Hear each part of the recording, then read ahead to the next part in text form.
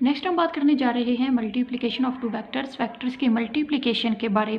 पहले जो हमने इस चैप्टर में प्रीवियस टॉपिक कुछ पढ़ा उसमें था वेक्टर्स की मल्टीप्लिकेशन किसी पॉजिटिव नंबर के साथ या किसी नेगेटिव नंबर या स्केलर क्वांटिटी के साथ। यहाँ हम जो मल्टीप्लिकेशन पढ़ेंगे वेक्टर्स की वो वेक्टर के साथ ही होगी कि आपने दो वेक्टर्स को आपस में मल्टीप्लाई करना है। तो यहाँ टू टाइप्स होती हैं इसकी, स्केलर प्रोडक्ट और इसका दूसरा नाम है डॉट प्रोडक्ट, और वेक्टर प्रोडक्ट या फिर क्रॉस प्रोडक्ट। तो पहले हम बात करेंगे स्केलर प्रोडक्ट या डॉट प्रोडक्ट की। अच्छा, अगर आप दो वेक्टर्स को मल्टीप्लाई करते हैं और आंसर आपके पास एक स्केलर क्वांटिटी आती है तो वो जो मल्टीप्लिकेशन होगी, वो जो प्रोडक्ट होगा उसको कहेंगे स्केलर प्रोडक्ट या dot product. If the product of two vectors scalar quantity, कि अगर दो वेक्टर का प्रोडक्ट एक स्केलर क्वांटिटी निकलती है, then product is called scalar product.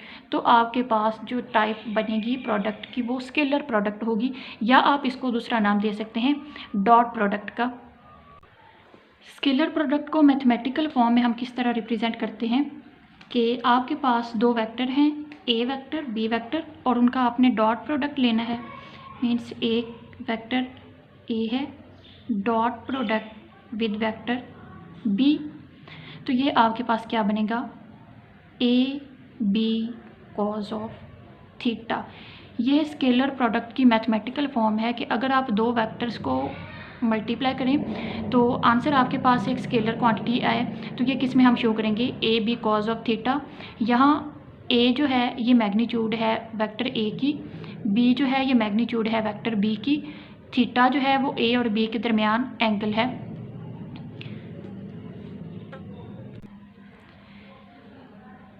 Mathematical में हमने देखा A vector dot B vector equal to A B cos of theta.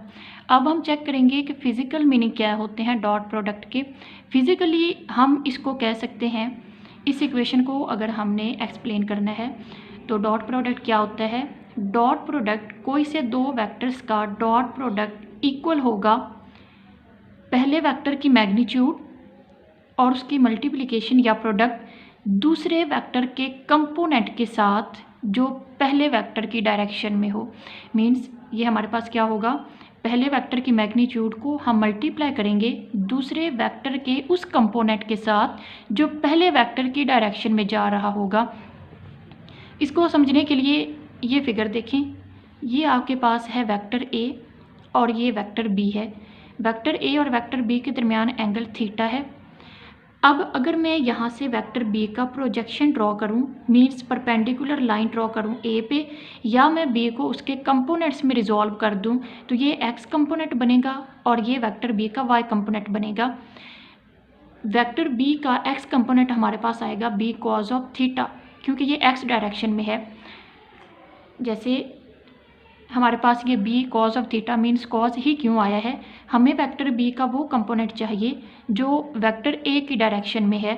तो वेक्टर ए की डायरेक्शन में हमारे पास ये वाला कंपोनेंट है।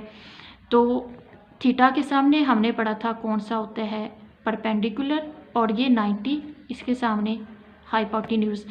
हम फाइंड आउट करना चाहते हैं बेस या वेक्टर बी का वो कंपोनेंट जो वेक्टर ए की डायरेक्शन में है। मीन्स अभी हमें नहीं पता कि ये answer B cos of theta है, तो हमें ये बेस वाला चाहिए। तो इसके लिए हमें ट्रिग्नोमेट्रिक फंक्शन जो है कॉस थीटा वो यूज़ करना होता है। तो according to this triangle cos theta equal to base over hypotenuse. अगर मैं इसको ओरिजिन ओ का नाम दूं तो बेस क्या है ओ, ये इसको आप बी कह लें, ओ बी ओवर हाइपोटेन्यूज क्या है, इसे आप नाम दे दें ओ पी का, बल्कि ये आप कहें इसको डी और ये पी, बेस ओ डी और हाइपोटेन्यूज ओ पी। अब ओ डी हमने फाइंड करना है, उसे इसी तरह रहने दें, कॉस थीटा, ओ पी क्या है बी, तो यहाँ से B cos theta equal to O D. तो इस तरह हमने फाइंड आउट कर लिया कि जो ओ डी है वो किसके इक्वल होगा, बी कॉज ऑफ थीटा के, और ये बी कॉज ऑफ थीटा इस वेक्टर बी का वो कंपोनेंट है जो ए की डायरेक्शन में है। तो यही हमने इसके फिजिकल मीनिंग में पढ़ा कि कोई से दो वेक्टर का डॉट प्रोडक्ट इक्वल होगा पहले वेक्टर की मैग्नीट्यूड उसके मल्टीप्लिकेशन दूसरे वेक्टर के उस कंपोनेंट के साथ जो पहले वेक्टर की डायरेक्शन में होगा। तो इस तरह हमारे पास ये क्या आ जाता है, a dot b equal to a into b cos of theta, और b कॉज ऑफ थीटा क्या है, वेक्टर b का वो। अच्छा, थ्योरेटिकली आप इसको पढ़ सकते हैं a vector dot b vector is equal to a into projection of vector b on vector a, या आप इस क्वांटिटी को पढ़ सकते हैं the magnitude of component of vector b along vector a। ये वेक्टर b का वो कंपोनेंट है जो a की डायरेक्शन में मूव कर रहा है, मीन्स वेक्टर b के उस कंपोनेंट की मैग्नीट्यूड है जो वेक्टर a की डायरेक्शन में है।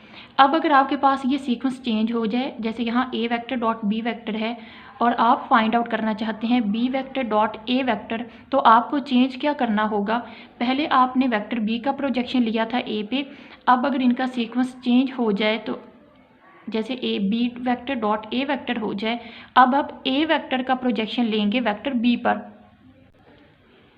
इसमें अब a वेक्टर का आप वो कंपोनेंट लेंगे जो b की डायरेक्शन में मूव कर रहा है।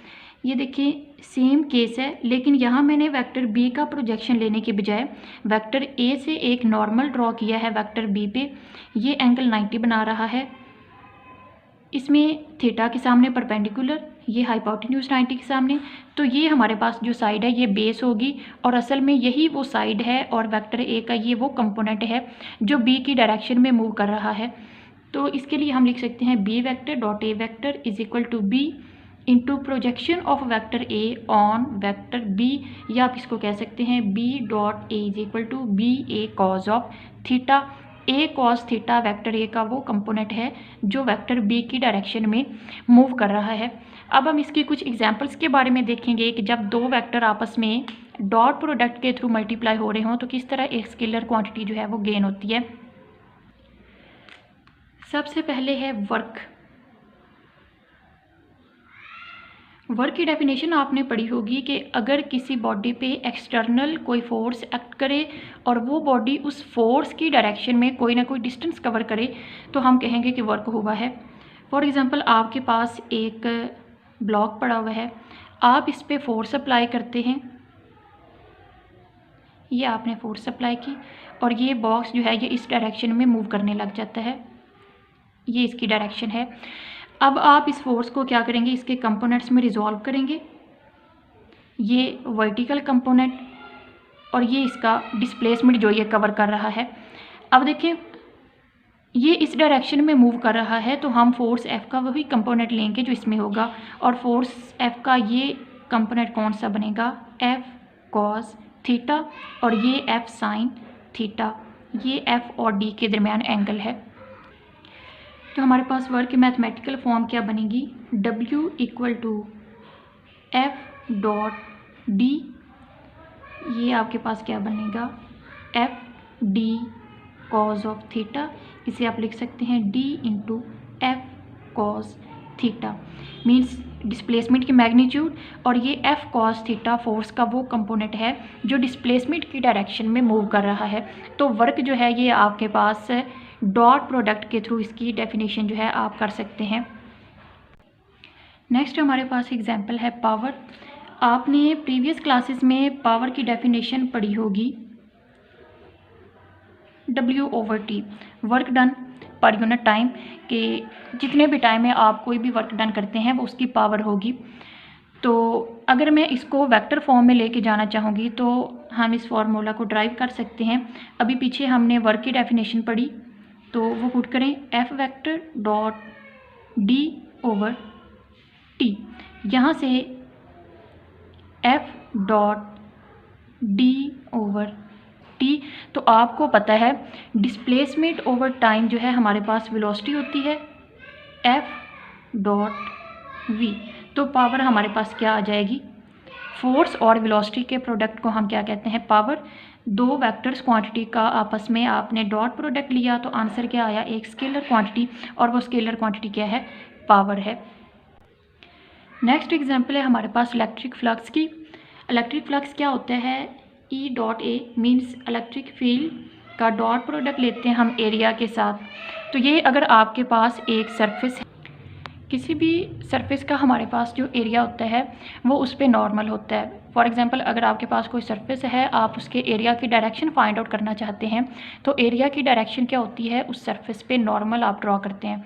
जैसे आपके पास फॉर एग्जांपल ये एक सरफेस है, तो इसका एरिया जो है वो इस डायरेक्शन में होगा, फॉरवर्ड डायरेक्शन में। तो इसमें से अगर इलेक्ट्रिक फील्ड जो है वो पास कर रही हैं इस डायरेक्शन में, ये इस तरह सरफेस पड़ी हुई है, तो एरिया इसका क्या होगा, इलेक्ट्रिक फील्ड की डायरेक्शन में ही होगा।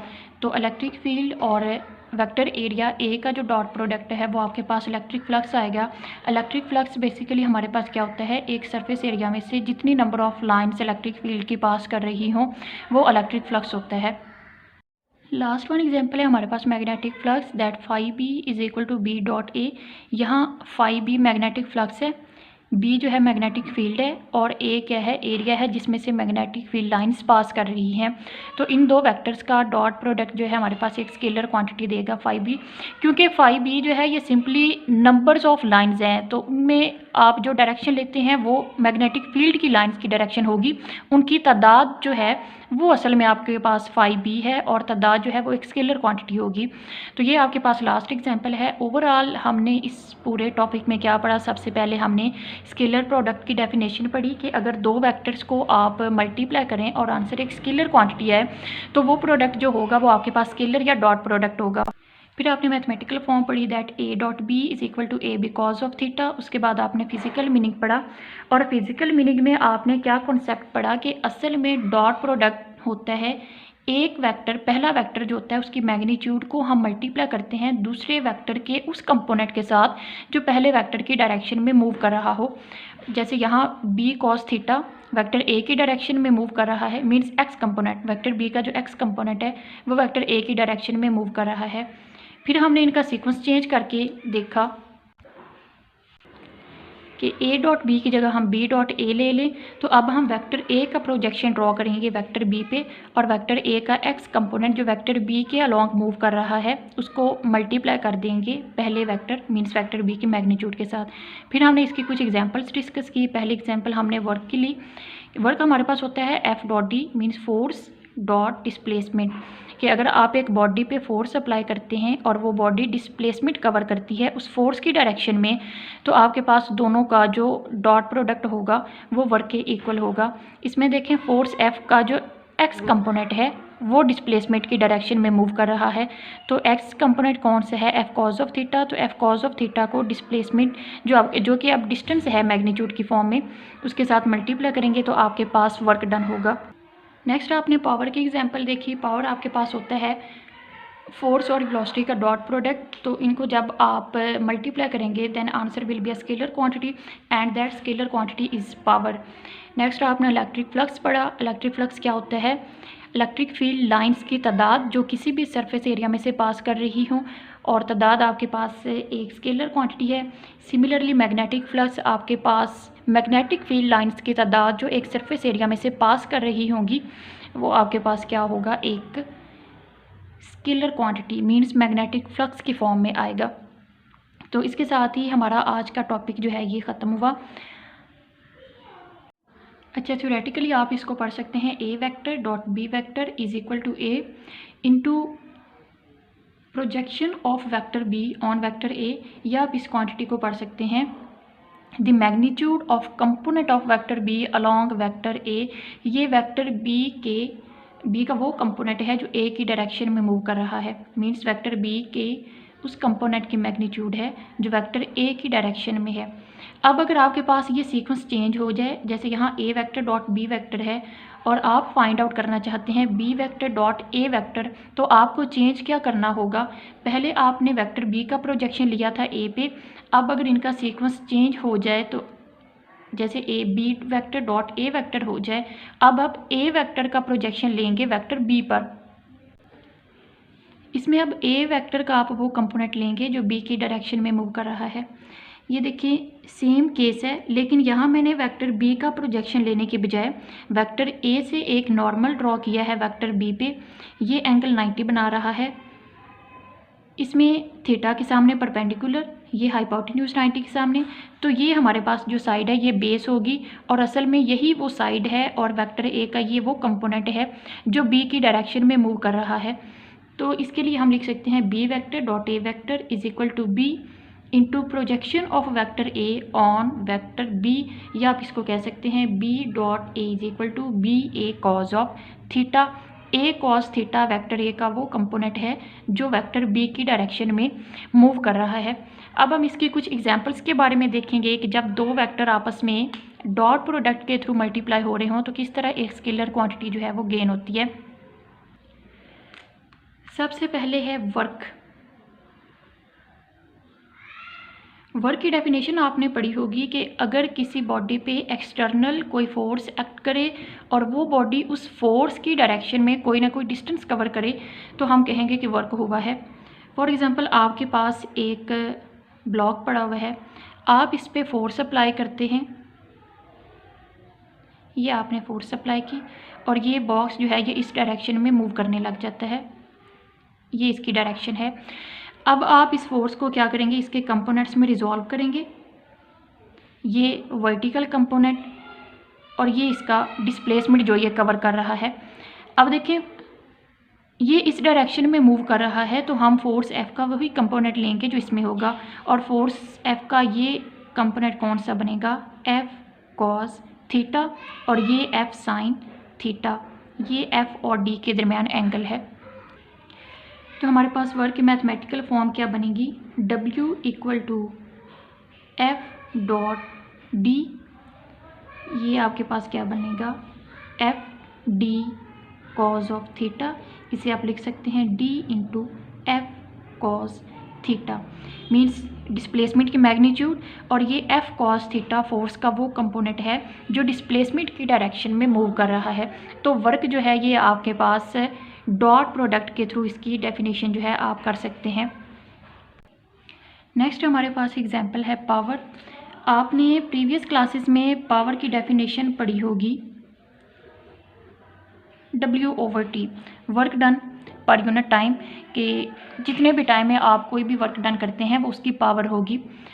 तो अगर मैं इसको वेक्टर फॉर्म में लेके जाना चाहूँगी तो हम इस फार्मूला को ड्राइव कर सकते हैं। अभी पीछे हमने वर्क की डेफिनेशन पढ़ी तो वो पुट करें एफ वेक्टर डॉट D/T, यहाँ से एफ डॉट D/T। तो आपको पता है डिस्प्लेसमेंट ओवर टाइम जो है हमारे पास वेलोसिटी होती है एफ डॉट वी, तो पावर हमारे पास क्या आ जाएगी, फोर्स और वेलोसिटी के प्रोडक्ट को हम क्या कहते हैं, पावर। दो वेक्टर्स क्वांटिटी का आपस में आपने डॉट प्रोडक्ट लिया तो आंसर क्या आया, एक स्केलर क्वांटिटी, और वो स्केलर क्वांटिटी क्या है, पावर है। नेक्स्ट एग्जांपल है हमारे पास इलेक्ट्रिक फ्लक्स की। इलेक्ट्रिक फ्लक्स क्या होता है, E dot A means electric field का डॉट प्रोडक्ट लेते हैं हम एरिया के साथ। तो ये अगर आपके पास एक सरफेस है, किसी भी सरफेस का हमारे पास जो एरिया होता है वो उस पर नॉर्मल होता है। फॉर एग्जांपल अगर आपके पास कोई सरफेस है, आप उसके एरिया की डायरेक्शन फाइंड आउट करना चाहते हैं तो एरिया की डायरेक्शन क्या होती है, उस सरफेस पे नॉर्मल आप ड्रॉ करते हैं। जैसे आपके पास फॉर एग्जांपल ये एक सरफेस है तो इसका एरिया जो है वो इस डायरेक्शन में होगा, फॉरवर्ड डायरेक्शन में। तो इसमें से अगर इलेक्ट्रिक फील्ड जो है वो पास कर रही हैं इस डायरेक्शन में, ये इस तरह सरफेस पड़ी हुई है, तो एरिया इसका क्या होगा, इलेक्ट्रिक फील्ड की डायरेक्शन में ही होगा। तो इलेक्ट्रिक फील्ड और वेक्टर एरिया ए का जो डॉट प्रोडक्ट है वो आपके पास इलेक्ट्रिक फ्लक्स आएगा। इलेक्ट्रिक फ्लक्स बेसिकली हमारे पास क्या होता है, एक सरफेस एरिया में से जितनी number of lines electric field की पास कर रही हों वो इलेक्ट्रिक फ्लक्स होता है। लास्ट वन एग्जांपल है हमारे पास magnetic flux that phi B is equal to B dot A. यहाँ फाई बी मैग्नेटिक फ्लक्स है, बी जो है मैग्नेटिक फील्ड है और ए क्या है, एरिया है जिसमें से मैग्नेटिक फील्ड लाइंस पास कर रही हैं। तो इन दो वेक्टर्स का डॉट प्रोडक्ट जो है हमारे पास एक स्केलर क्वांटिटी देगा फाई बी, क्योंकि फाई बी जो है ये सिंपली नंबर्स ऑफ लाइंस हैं, तो उनमें आप जो डायरेक्शन लेते हैं वो मैग्नेटिक फील्ड की लाइंस की डायरेक्शन होगी, उनकी तादाद जो है वो असल में आपके पास 5b है और तादाद जो है वो एक स्केलर क्वांटिटी होगी। तो ये आपके पास लास्ट एग्जांपल है। ओवरऑल हमने इस पूरे टॉपिक में क्या पढ़ा, सबसे पहले हमने स्केलर प्रोडक्ट की डेफिनेशन पढ़ी कि अगर दो वेक्टर्स को आप मल्टीप्लाई करें और आंसर एक स्केलर क्वांटिटी है तो वो प्रोडक्ट जो होगा वो आपके पास स्केलर या डॉट प्रोडक्ट होगा। फिर आपने मैथमेटिकल फॉर्म पढ़ी that A dot B is equal to A B cos of theta. उसके बाद आपने फिजिकल मीनिंग पढ़ा और फिजिकल मीनिंग में आपने क्या कॉन्सेप्ट पढ़ा कि असल में डॉट प्रोडक्ट होता है एक वेक्टर, पहला वेक्टर जो होता है उसकी मैग्नीट्यूड को हम मल्टीप्लाई करते हैं दूसरे वेक्टर के उस कंपोनेंट के साथ जो पहले वेक्टर की डायरेक्शन में मूव कर रहा हो। जैसे यहाँ B cos theta vector A की डायरेक्शन में मूव कर रहा है, means X component, vector B का जो एक्स कंपोनेंट है वो वेक्टर ए की डायरेक्शन में मूव कर रहा है। फिर हमने इनका सीक्वेंस चेंज करके देखा कि ए डॉट बी की जगह हम बी डॉट ए ले लें, तो अब हम वेक्टर ए का प्रोजेक्शन ड्रॉ करेंगे वेक्टर बी पे और वेक्टर ए का एक्स कंपोनेंट जो वेक्टर बी के अलॉन्ग मूव कर रहा है उसको मल्टीप्लाई कर देंगे पहले वेक्टर मीन्स वेक्टर बी के मैग्नीट्यूड के साथ। फिर हमने इसकी कुछ एग्जांपल्स डिस्कस की। पहली एग्जांपल हमने वर्क की ली।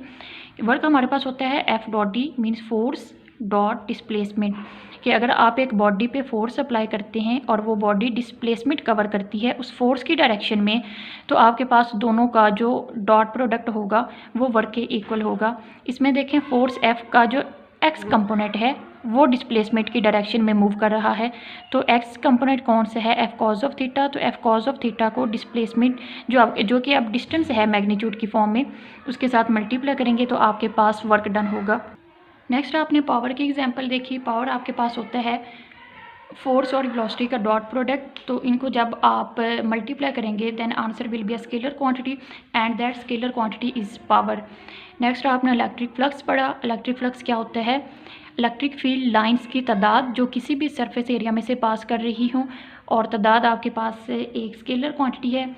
सिमिलरली मैग्नेटिक फ्लक्स आपके पास मैग्नेटिक फील्ड लाइंस की तादाद जो एक सरफेस एरिया में से पास कर रही होंगी वो आपके पास क्या होगा, एक scalar quantity means magnetic flux की फॉर्म में आएगा। Characteristics of scalar product. Scalar product की कैरेक्टरिस्टिक्स के बारे में आपने पढ़ना है। पीछे हमने पढ़ा स्केलर प्रोडक्ट। स्केलर प्रोडक्ट होता क्या है कि अगर दो वेक्टर्स का आप प्रोडक्ट लें और आंसर आपके पास एक स्केलर क्वांटिटी है then the product will be called scalar product. हम स्केलर प्रोडक्ट की कुछ कैरेक्टरिस्टिक्स को डिस्कस करेंगे and the first one characteristic is commutative property that scalar product जो है वो कम्यूटेटिव प्रॉपर्टी को होल्ड करता है। कम्यूटेटिव प्रॉपर्टी क्या होती है कि अगर आपके पास दो वेक्टर्स हैं वेक्टर ए वेक्टर बी, उनका डॉट आपके पास आता है A B cos of theta.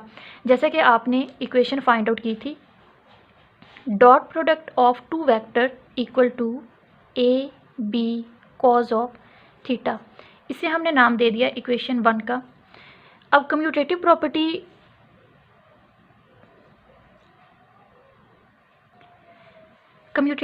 के लिए हम क्या करेंगे, इनका ऑर्डर चेंज करेंगे। B vector dot A vector ये क्या हो जाएगा, B A cos of theta. अब देखें आपके पास ए बी जो है और बी ए ये दोनों एक दूसरे के इक्वल हैं क्योंकि ए बी ये आपके पास वेक्टर ए और वेक्टर बी की मैग्नीट्यूड्स हैं। तो अगर आप मैग्नीट्यूड को आपस में मल्टीप्लाई करेंगे तो उनका ऑर्डर अगर आप चेंज कर भी दें then the answer will be same. तो यहाँ हमारे पास A B equal to B A की जगह अगर मैं इस इक्वेशन में ए बी पुट करूँ then this equation will be B dot A equal to A B cos of theta. इसे हमने नाम दे दिया इक्वेशन नंबर 2 का। अगर इन दो इक्वेशंस का कंपैरिजन किया जाए फ्रॉम इक्वेशन 1 एंड 2, आपके पास राइट हैंड साइड्स इक्वल हैं दोनों इक्वेशंस की, then the left hand side will also be equal that A vector dot B vector is equal to B vector dot A vector. तो यहाँ से हमें पता चला कि स्केलर प्रोडक्ट जो है वो कम्यूटेटिव प्रॉपर्टी को होल्ड करता है कि अगर डॉट प्रोडक्ट जिन वेक्टर्स का लिया जा रहा है उनका ऑर्डर चेंज भी कर दें तब भी आपके पास आंसर जो है वो सेम होगा। नेक्स्ट प्रॉपर्टी की हम बात करेंगे परपेंडिकुलर वेक्टर्स। यहाँ पे स्टूडेंट्स एक शॉर्ट क्वेश्चन जो है वो इस स्टेटमेंट में दे सकते हैं कि आपके पास स्केलर प्रोडक्ट ज़ीरो कब होता है, कि अगर आप दो वेक्टर्स का स्केलर प्रोडक्ट लें तो वो ज़ीरो किस केस में आएगा। तो ये हमें पता चलेगा एंगल थीटा की मदद से। फॉर एग्जांपल यहाँ पे आपके पास प्रॉपर्टी है परपेंडिकुलर। परपेंडिकुलर मतलब एंगल 90, कि अगर आपके पास दो वेक्टर्स हैं और वो एक दूसरे के साथ एंगल 90 बना रहे हैं, कि थीटा आपके पास कितना है 90 degree, then the scalar product will be zero. हमारे पास इक्वेशन थी A vector dot B vector equal to A B cos of theta, और थीटा क्या है ए और बी के दरमियान एंगल, जो कि इस केस में क्या है 90 है। तो A dot B equal to A B cos 90 degree, और कॉज 90 पे हमारे पास क्या होता है zero, A B into zero, then the whole answer will be zero. तो इस केस में हमारे पास अगर एंगल 90 है तो स्केलर प्रोडक्ट कोई से दो वेक्टर्स का जो म्यूचुअली परपेंडिकुलर हों, इस केस में हमारे पास स्केलर प्रोडक्ट का आंसर क्या होगा ज़ीरो होगा। अगर हम देखें यूनिट वेक्टर्स के केस में, तो हमने 3 यूनिट वेक्टर्स पढ़े थे, आई जे के यूनिट वेक्टर। और अगर हम बात करें यूनिट वेक्टर्स की, in case of unit vectors हमने 3 यूनिट वेक्टर्स के बारे में पढ़ा था, that I unit vector, J unit vector and K unit vector. I unit vector हमने कहा था अलोंग एक्स एक्सिस हम लेते हैं, J unit vector along Y axis and K unit vector along Z axis. तो इनकी रोटेशन कुछ इस तरह होती है एंटी क्लॉकवाइज डायरेक्शन में, दैट फॉर एग्जांपल आप दो वेक्टर्स की बजाय दो यूनिट वेक्टर्स का डॉट प्रोडक्ट लेते हैं। अब दो की बात आप कर रहे हैं या आप एक्स वाई ले लें। अगर आप एक्स और वाई की बात करेंगे तो ये क्या आएगा I unit vector dot J unit vector. तो इस केस में अगर आपके पास एक्स और वाई कंपोनेंट हैं, I unit vector dot J unit vector, I unit vector means magnitude 1 हम पुट करेंगे, 1 J unit vector 1 magnitude and cos of theta. तो इसमें देखें एक्स और वाई दोनों परपेंडिकुलर हैं, that the angle is 90। Putting करें 1 into 1 cos 90, then the cos 90 we know equal to 0, I unit vector dot J unit vector equal to 0। इसी तरह अगर हम बात करें y और z कंपोनेंट्स के बारे में, तो इसमें कौन से यूनिट वेक्टर इंक्लूड होंगे j और k। तो इस केस में हमारे पास क्या होगा j unit vector dot k unit vector. Unit vector the vector have magnitude 1, so हम 1 पुट करेंगे cos 90, again the answer is 0 because cos 90 equal to 0। इसी तरह अब हम z और x एक्सिस की बात करेंगे तो कौन से यूनिट वेक्टर्स इंक्लूड होंगे k और i, then k unit vector dot i unit vector cos 90 degree, again the answer is 0। तो यहाँ से हमारे पास क्या कंक्लूजन निकला, that i unit vector dot j unit vector equal to j unit vector dot k unit vector, k unit vector i unit vector all are equal to 0। तो angle 90 के लिए हमारे पास क्या आया, तमाम का आंसर जो है 0। इसके बाद हम थर्ड प्रॉपर्टी को डिस्कस करेंगे, and the third property is parallel and anti vectors. Parallel और एंटी वेक्टर्स के बारे में हम पढ़ेंगे। थर्ड प्रॉपर्टी पैरेलल वेक्टर्स या एंटी पैरेलल वेक्टर्स के बारे में। पैरेलल मीन्स अगर आपके पास एंगल 0 है, और एंटी पैरेलल का मतलब एंगल 180। यहाँ भी आपके पास दो वेक्टर्स आप लेंगे, that A vector and second vector B. तो इसमें देखें आपके पास एंगल 0 है, क्योंकि ये दोनों वेक्टर्स जो हैं इक्वल हैं, पैरेलल हैं, कोई एंगल नहीं बना रहे, तो इनमें एंगल हमारे पास क्या होगा 0। ये 0 एंगल अगर स्केलर प्रोडक्ट की इक्वेशन में पुट करें, a dot B is equal to A B cos of theta, A B cos 0 degree because theta equal to 0।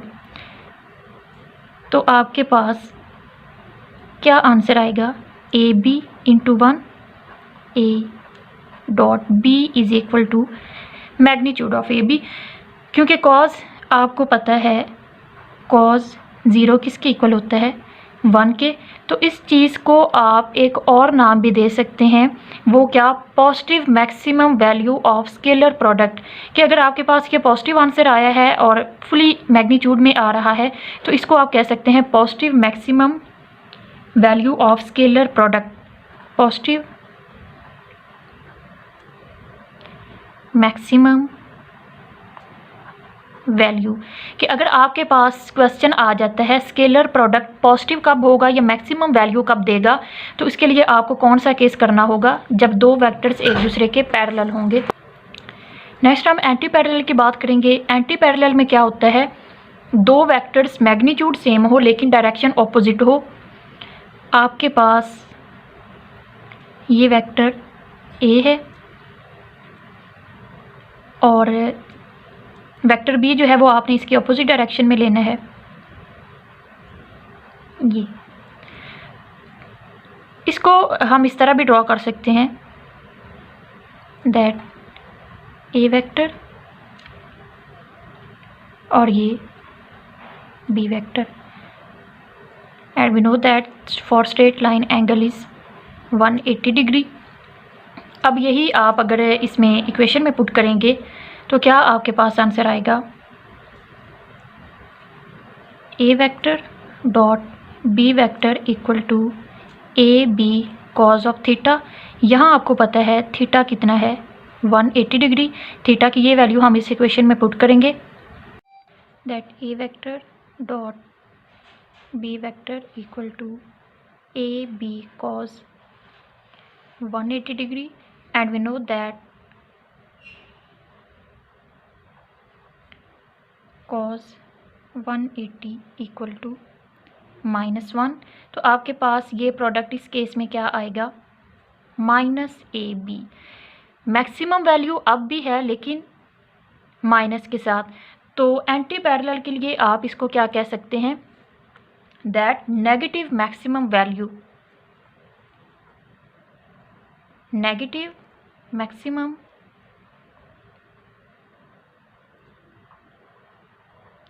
Value.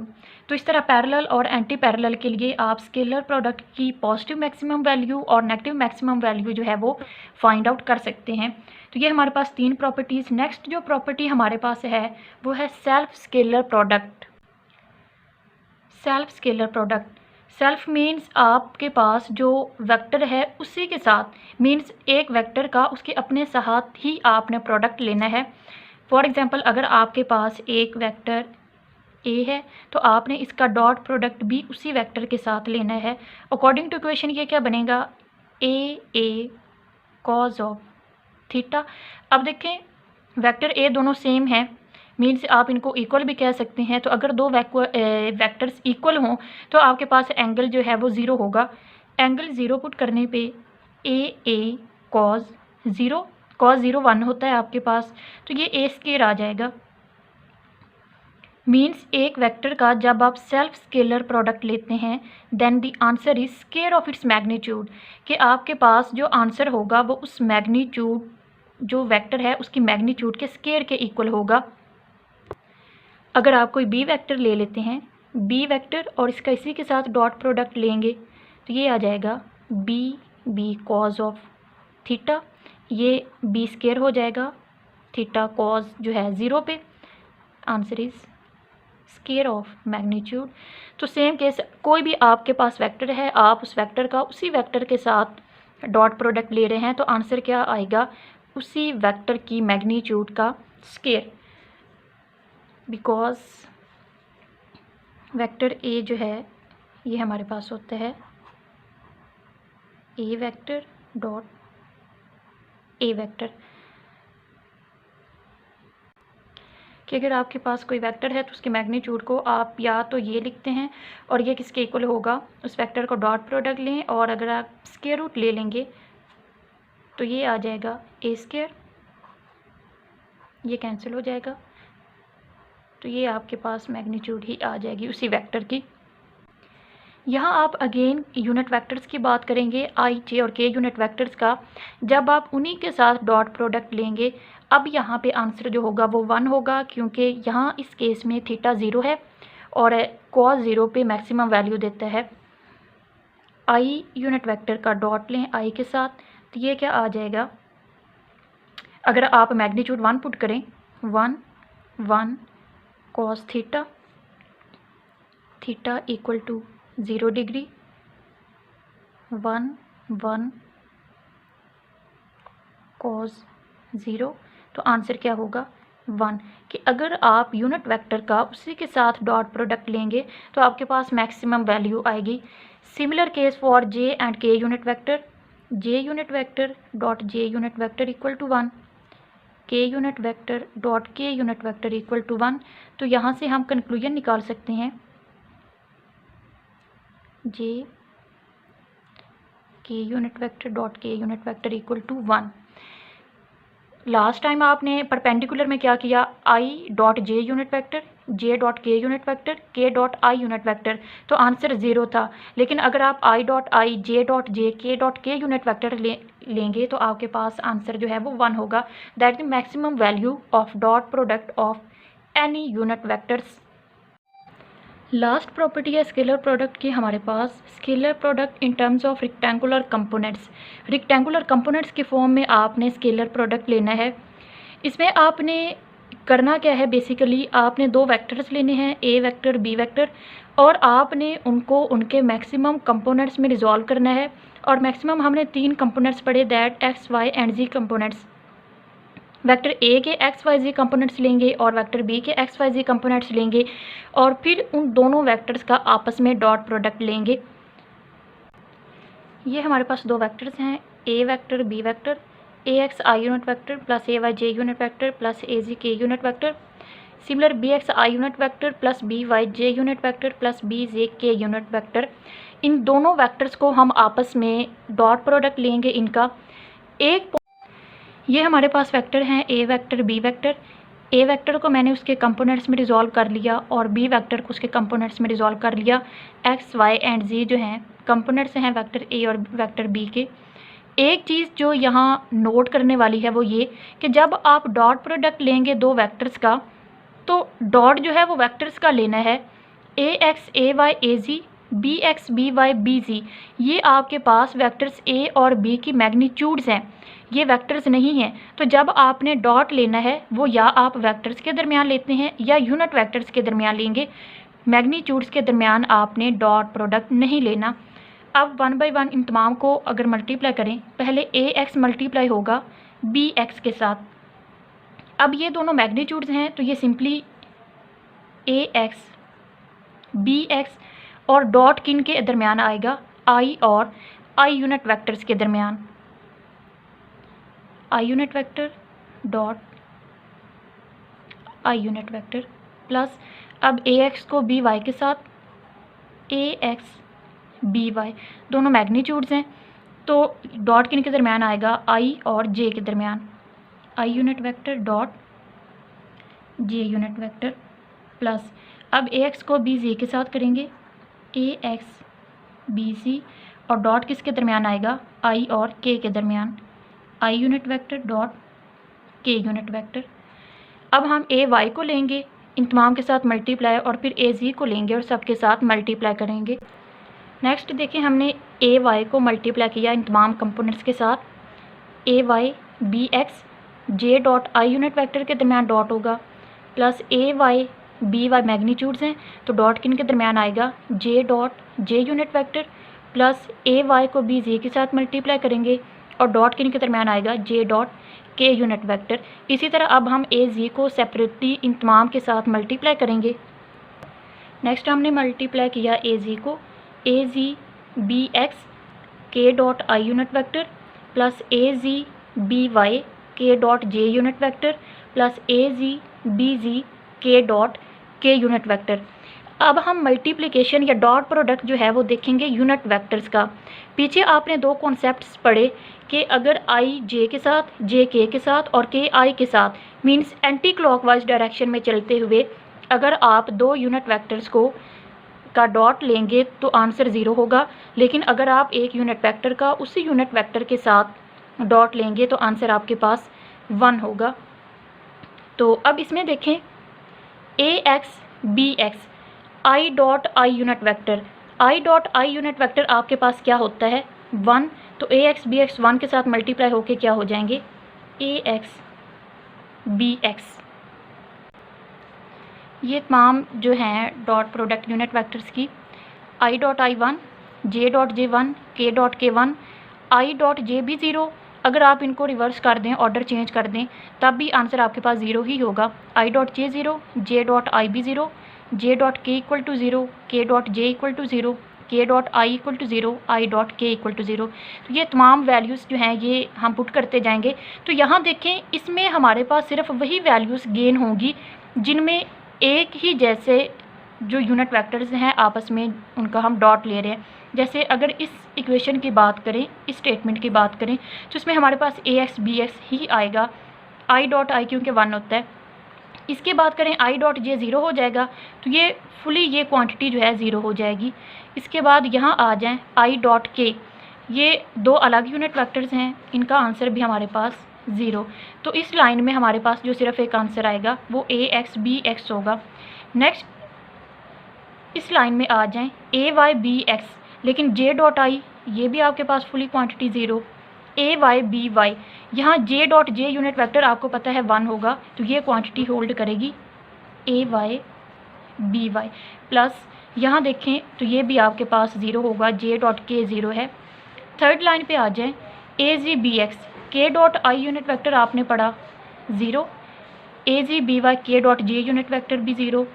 यहाँ पे हमारे पास के डॉट के वाली जो प्रॉपर्टी है वो होल्ड करेगी, that is A Z B सी।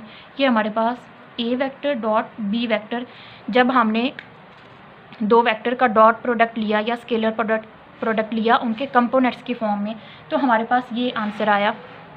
हमारे पास आंसर आया A dot B A X B X plus A Y B Y plus A Z B Z. इसे मैंने नाम दे दिया इक्वेशन 1 का। अब हमारे पास जो जनरल इक्वेशन है डॉट प्रोडक्ट की वो क्या है A B cos of theta, इसे नाम दे दिया इक्वेशन 2 का। अगर हमने यहाँ डॉट प्रोडक्ट के लिए डायरेक्शन फाइंड आउट करनी है तो हम कैसे करेंगे, यहाँ देखें लेफ़्ट हैंड साइड इक्वल है। अगर आप इन दोनों इक्वेशंस को कंपेयर करें, left hand side is equal that right hand side will also be equal, तो हम कह सकते हैं A B cos of theta equal to A X B X plus A Y B Y plus A Z and B Z. हमने क्या find out करना है angle theta, तो इसके लिए हमें क्या करना होगा, ये जो A B magnitude of vector A and vector B multiply हो रहे यहाँ आके डिवाइड हो जाएगी, cos theta A Y A C and B C divided by magnitude of vector A and B. थीटा फाइंड आउट करना है तो क्या होगा, कॉस यहाँ मल्टीप्लाई हो रहा है, यहाँ आके हम इसका इन्वर्स ले लेंगे, that theta equal to cos inverse of A X B X plus A Z B Z divided by A B. तो स्केलर प्रोडक्ट जब हम रेक्टेंगुलर कंपोनेंट्स की फॉर्म में लेते हैं तो इसके लिए हमारे पास अलग से क्वेश्चन भी आ सकता है कि आपने डायरेक्शन फाइंड आउट करनी है जब आप स्केलर प्रोडक्ट्स लेंगे रेक्टेंगुलर कंपोनेंट्स की फॉर्म में, then the answer will be this. तो ये तमाम हमारे पास टोटल 5 प्रॉपर्टीज़ हमने पढ़ी स्केलर प्रोडक्ट की कि कम्यूटेटिव होता है, और उसके बाद हमने पढ़ा कि परपेंडिकुलर अगर वेक्टर्स हैं तो उनका डॉट जो है वो 0 होगा। उसके बाद हमने पैरेलल केस पढ़ा जिसमें हमारे पास एंगल जो है वो 0 था। उसके बाद हमने एंटी पैरेलल केस पढ़ा जिसके लिए एंगल हमारे पास 180 आया। उसके बाद हमने सेल्फ डॉट प्रोडक्ट पढ़ा, और नेक्स्ट हमने लास्ट पे स्केलर प्रोडक्ट लिया वेक्टर्स के कंपोनेंट्स का, और हमारे पास जो है कंक्लूजन वो ये निकला कि हमने इसमें डायरेक्शन जो है डॉट प्रोडक्ट की वो फाइंड आउट की। तो ये 5 प्रॉपर्टीज़ जो हैं very very important long question जो है सेपरेटली भी आपके पास प्रॉपर्टीज़ पूछे जा सकती हैं कि स्केलर प्रोडक्ट 0 कब होता है, या स्केलर प्रोडक्ट जो है वो पॉजिटिव मैक्सिमम कब होगा या नेगेटिव मैक्सिमम कब होगा। तो ये तमाम प्रॉपर्टीज़ जो हैं सेपरेटली बहुत ज़्यादा इंपॉर्टेंट हैं इस टॉपिक में। तो इस इक्वेशन की मदद से हम दो वेक्टर्स के दरमियान एंगल जो है वो इजीली फाइंड आउट कर सकते हैं कि वेक्टर ए है और वेक्टर बी है। आप अगर उनका एंगल फाइंड आउट करना चाहते हैं तो वो हम इस इक्वेशन के थ्रू फाइंड आउट कर सकते हैं।